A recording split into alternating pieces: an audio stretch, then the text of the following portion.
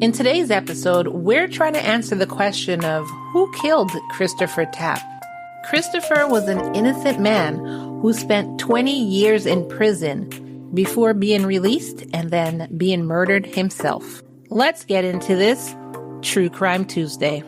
Welcome, everyone. Welcome. My name is Kai, and if you are new here, this is Love and Murder, Heartbreak to Homicide, the Tuesday edition. Before we begin, as always, I want to remind you that this episode and all my episodes are sponsored by my lambs in Patreon, patreon.com/Love and Murder. If you want to be a supporter of Love and Murder, just go ahead and head on over to our Patreon. You'll get bonuses over there and so much more. Patreon.com/Love and Murder. So let's get into this True Crime Tuesday. Christopher Tapp was just 21 years old when he was sentenced to life in prison after he had been wrongfully convicted in the 1996 rape and murder of one of his friends, 18-year-old Angie Dodge. On June 13th, 1996, Angie had failed to show up for work, and two of her coworkers went to check on her. That's when they discovered her body in her apartment that she had recently moved into in Idaho Falls. When they called police, police came out and later determined that she had been raped and brutally murdered earlier that same morning. Investigators collected evidence, including DNA samples from her hair, skin cells, and the body fluids that were at the scene, and the samples showed a single unknown suspect who had raped and killed her. Police spent months trying to solve this case, but they couldn't figure out who all this DNA came from. Then in January of 1997, out of the blue, investigators named Christopher Tapp as a suspect. Although the DNA did not match Christopher's, police theorized that multiple people were involved in the crime, which I don't know how they theorized that because as from what they said, the DNA basically came from one person. So they just pointed out Christopher and said, meh, multiple people now. Okay. And they brought Christopher in for interrogation. They interrogated him 9 times and put him through 7 polygraph tests, which each of them he was told he failed. And as a result, said he may face the death penalty. Now, if he had failed 7 times, why did you keep polygraph testing him and keep bringing him in for investigation if he failed 7 polygraph tests? And then at the same time, you're making him nervous each and every time. Each time you're telling him if he failed, each time you're telling him he could face the death penalty, and then you expect him to remain calm. A polygraph test isn't an exact science, and you're stressing him out before he takes the test. So of course he might fail, which I don't believe myself because you kept bringing him in for 7 polygraph tests. So I don't think he's failed any one of them. Through what many experts say were coerced confessions, Christopher admitted to the crime and gave the name of other alleged participants whose DNA also didn't match. And remember, there was only one set of DNA at the crime scene, so this is like, now he's making stuff up, which I can understand because 9 times, seriously, you're kind of stressing him out and ruining his life. So I can understand the whole coerced confession as well. Which that kind of reminds me of the Stephen Avery case where they just kept bothering him and they basically made him confess to something he didn't do. Now, we did cover the Stephen Avery case when Rick was host with me. So if you want to check that out, you could either search Stephen Avery on whatever platform you're on, or the easiest way is you can go to my YouTube. Link is in the show notes below. And I have literally a playlist called Stephen Avery where we covered that entire case. So like I said, he was coerced into confessing. So he was arrested. Later on, obviously, he retracted his confession because it was like, look, I just said that so y'all would leave me alone. You probably said, if you confess, we'll stop messing with you. You'll get off light, whatever. I don't know.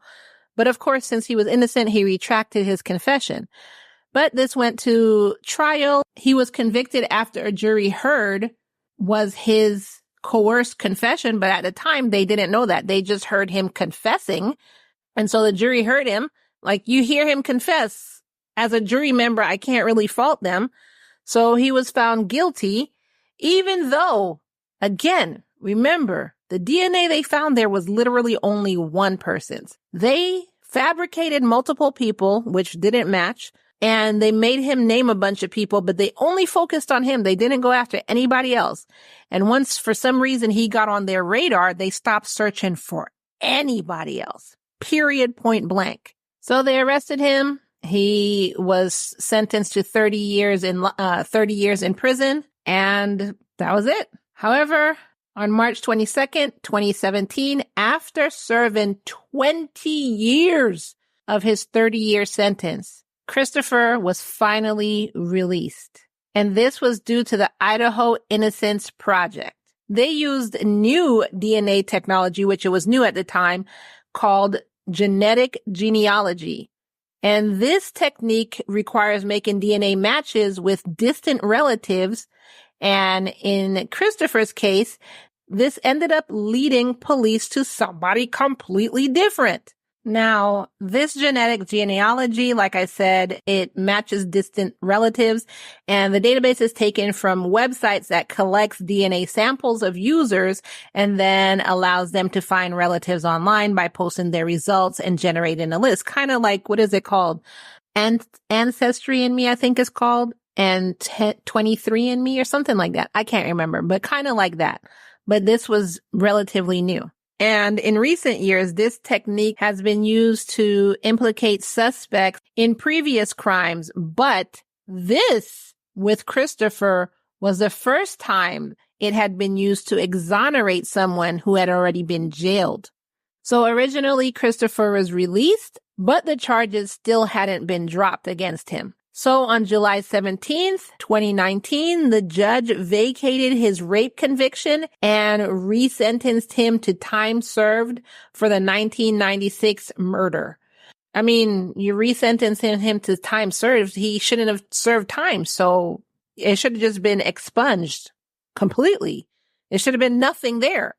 Judge Alan Stevens said, quote, "As far as the court is concerned, you are cleared of the charges you have been living under for the past 20 plus years." After he was cleared, Christopher said, quote, "I'm thankful that I've been given a second chance at life. I've wasted 20 years of my life for something I never did, but I also grew up over those 20 years. It's a new life, a new beginning, a new world for me, and I'm just going to enjoy every day." Then in December 2019, after seeing everything that he missed, and, he hasn't had a job in 20 years and he probably can't find a job and everything like that because he was wrongfully convicted, he filed a state court lawsuit seeking damages from the city of Idaho Falls. Quote, "I am just trying to be the best person I can be. Blend the two people together. The guy that was in that prison and the guy before prison. We all make mistakes, good or bad. We may do things right or wrong, but I am just trying to be the best person I can."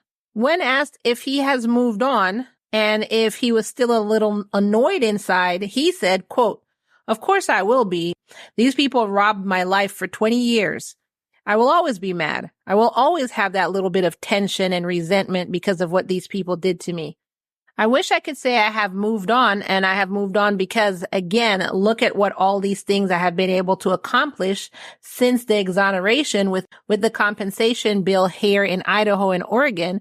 I have helped across the country passing bills to help the wrongly convicted for the next individual." So I did mention that the DNA testing led them to somebody else. It led them to now 55-year-old Brian Dripp Sr., who at the time of the murder was living right across the street from Angie. He had even been interviewed by the police at the time of the murder and had been listed as a possible witness. On May 10th, 2019, investigators drove down to where Brian was currently living, which was Caldwell, and collected a DNA sample from a cigarette butt he had thrown into the road. Basically, they were watching him for a little while. When he smoked the cigarette, he threw it into the road, and detectives ran into the road, picked up the sample, and then sent it over to the Idaho State Police Lab. Within 24 hours, the lab returned a positive match for Brian Dripps. So investigators took Brian into custody, and on May 15th, 2019, while they were questioning him, he did confess to raping and killing Angie. He pled guilty to the first-degree murder and rape of Angie, and as part of a plea agreement, he was sentenced to a minimum of 20 years and up to life in prison. When he pled guilty to these crimes, he had described being on cocaine and being drunk when he went to Angie's apartment, and he said he went there with the intention to rape her. He said he had a pocket knife, but he didn't intend to murder her. He just wanted to rape her. However, as he put it, quote, "It just happened." He said he didn't even remember slitting her throat, but he also didn't deny that that's what happened. So during his trial, one of his defense attorneys, Eliza Mathoth,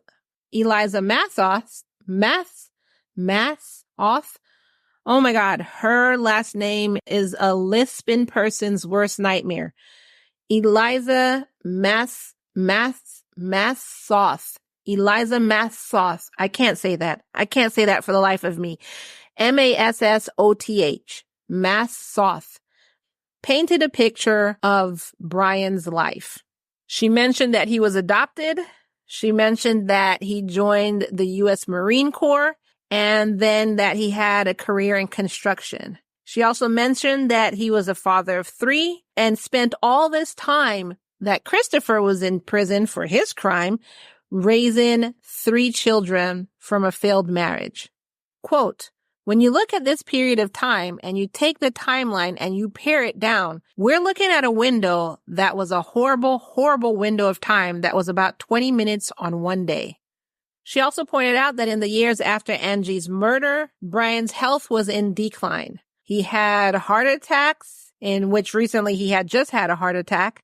He had other lifelong chronic conditions. They told the judge that if he did get a minimum 20-year sentence, that would probably be the rest of his life. Quote, "When talking about his decline in health, Drips thought that this was his way of getting punished for what he did to Angie. So I can tell the court that he has felt bad, he has felt horrible, he has felt remorseful about what has happened." Which, if he felt so horrible and so bad, why did he not turn himself in and tell them that, hey, you have the wrong guy in prison for 20 years?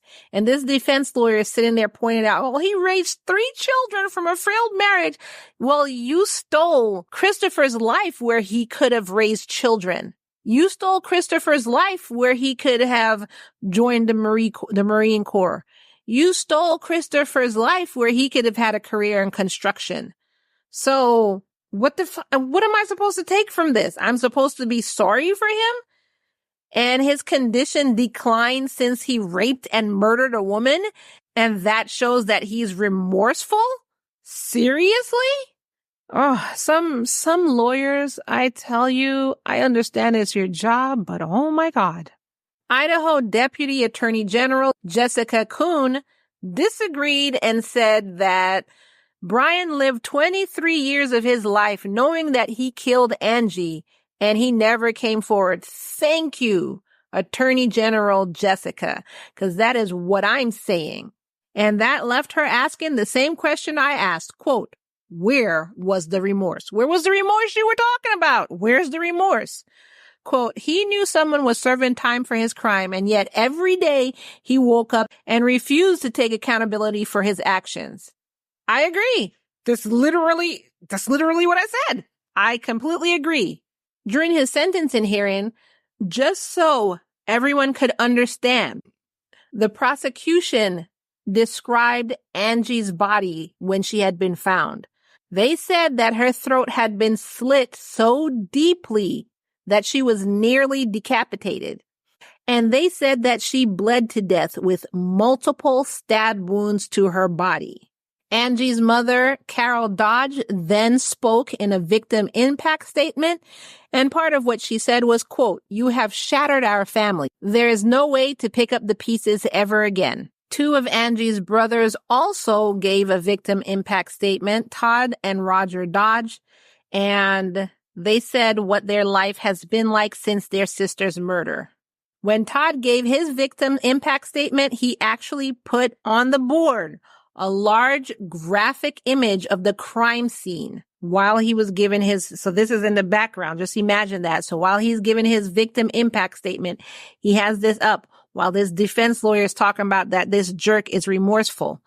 Todd said, quote, "That crime scene is speaking, Your Honor. Angie is crying out, asking for you to hear her voice, to hear her words of how this crime impacted her.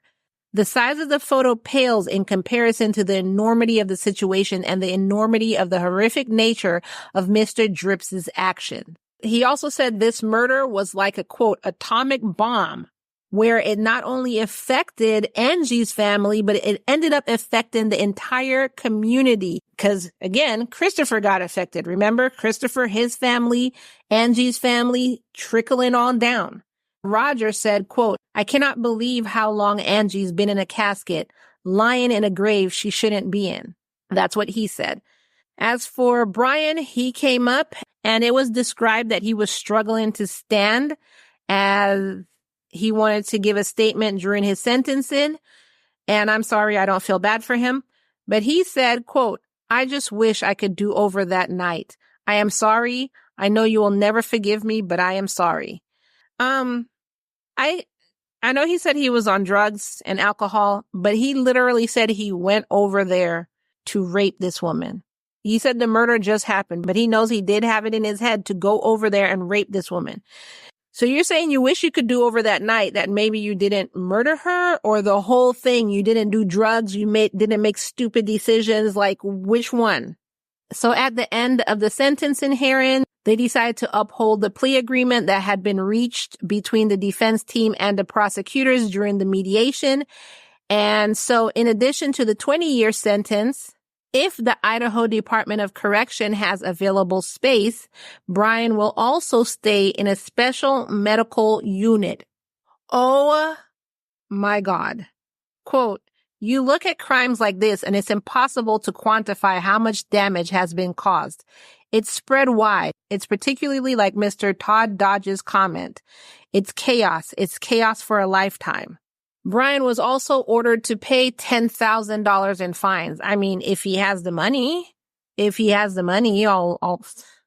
So he's not even really going to prison. He's going to, if they quote unquote have the space, which I'm pretty sure they're going to make the space, he's going to stay in a special medical unit. And Christopher was in prison for 20 years of his life for something he never did and something he probably never, ever even thought of doing. And speaking of Christopher, as an update, after he did an exclusive interview in September of 2023 with Dateline, Christopher, who at that time was 47, had an accident in his Las Vegas hotel room and ended up later dying at the hospital. During an autopsy, the coroner reported that he died of blunt force trauma and ruled his death a homicide. And currently, the Las Vegas Metropolitan Police Department said that the homicide investigation is still ongoing and there are no new developments at this time. What is going on here? That is, oh my God, that is freaking crazy. Wow. What did y'all think of that episode? Just, he was wrongfully committed. He got out. He's in Las Vegas and he, quote, had an accident. But when they did an autopsy on him, they found out that his accident wasn't an accident at all. It was actually a murder with no suspects in sight. Who do you think could have done this? What do you think happened? And that's all we have. We have nothing. We have nothing else. I want to hear from y'all in the comments below. What do you think is going on here? And in our Patreon, I'm putting in pictures. When it comes to Brian Dips, I'm putting that entire hearing in our Patreon. And also I'm putting in a video of Brian Dips speaking to Angie's family. So if you want to get these case extras, just sign up to our Patreon, patreon.com/love and murder. All you have to do is get the $3 tier and you get extras such as this in there. So the $3 a month donation tier, you get extras, everything that I'm putting in there right now. Patreon.com/love and murder. I want to hear your thoughts because I'm flabbergasted at how this ended. I want to hear your thoughts. What do you think happened? I want to hear all the conspiracy theories, all of them. Leave them in the comments below and I will read them off in one of the True Crime Tuesdays. But that is all I have for you today. I will see you in the next episode. Don't forget to share this with your friend. Before we finish here today, just go ahead and hit that share icon and share it with your friends who love conspiracy theories. Share it on your social media, share it on your Instagram, share it on your TikTok, share it on your Facebook. I don't know if people use Facebook anymore. Share with your friends, share with your family, share with everybody you know and everyone you don't. Share, share, share, share, share. And I'll see you in the next episode. Bye.